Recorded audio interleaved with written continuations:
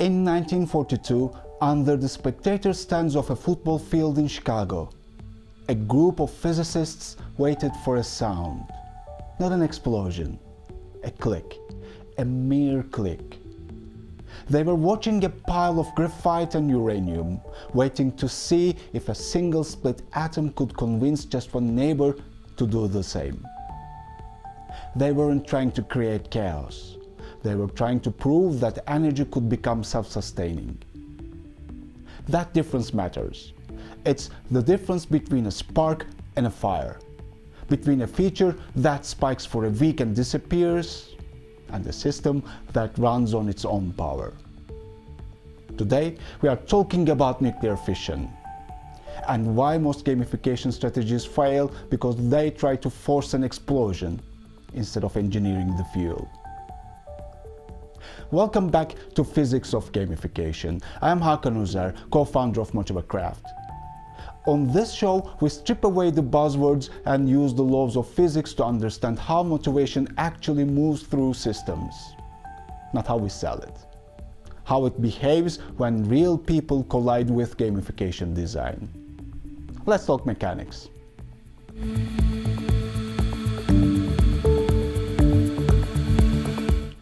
If you ask people what nuclear fission is, they usually picture destruction. That's wrong. At its core, fission is about transfer. An atom splits, energy is released. Yeah, but more importantly, neutrons are released. If those neutrons hit another atom correctly, that atom splits too. If they miss or gets absorbed by the environment, the reaction dies. Nothing spreads automatically. This is exactly where most systems go wrong. Teams design obsessively for the split, the badge moment, the level up, the reward animation, and then they stop. If your design ends with the user feeling good in isolation, you haven't built a reactor, you have built a battery. Most teams mistake that stillness for success, but batteries drain, reactors propagate. So, what is the neutron in a gamified system? It's not an invite button, it's not share to social.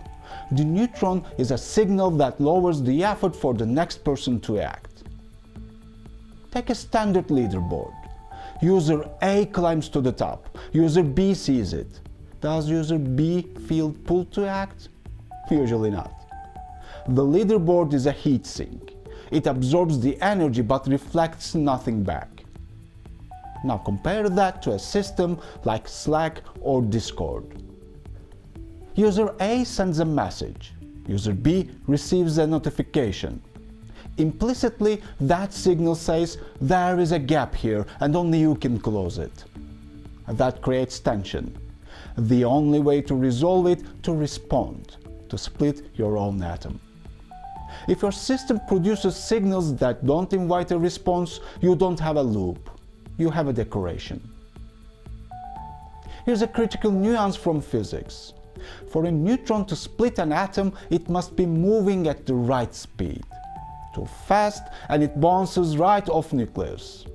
Too slow and nothing happens. In gamification, we call fast neutrons spam. Invite 10 friends to unlock, post this to continue, blast this to your contact list.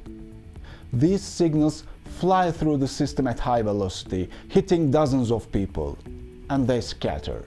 They bounce off, they are muted, ignored, or actively resented. If your growth strategy depends on people annoying their friends, you don't have virality. You have containment failure. You are losing energy faster than you created.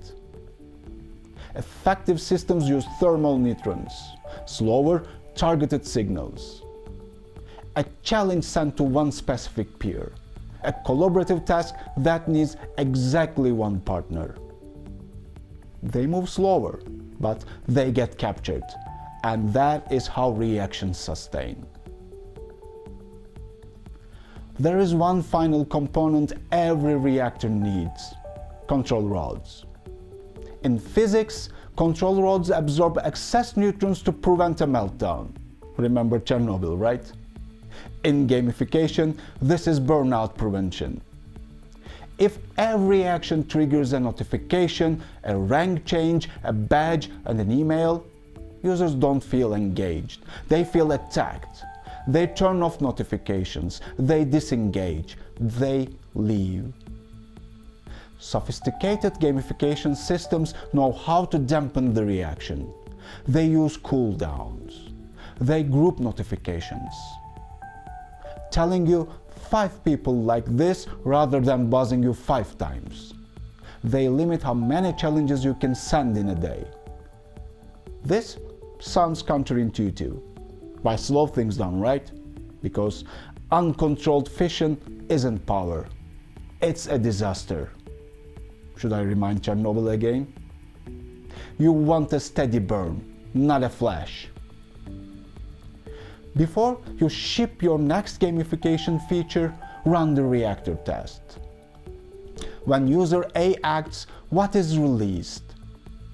Is it a fast neutron? Generic, loud, and easy to ignore? Is it a dead end? A reward that sits quietly on a profile? Or is it a signal, warm, specific, and directed?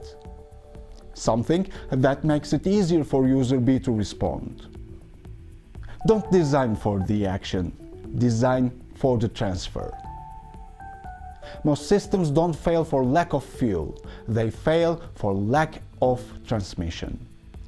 One well-designed action, under the right conditions, can power an entire system, but only if you respect the physics.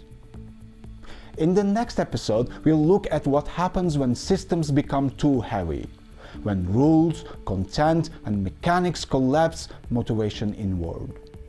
The gravitational collapse. Until then, keep the reaction stable. See you next time.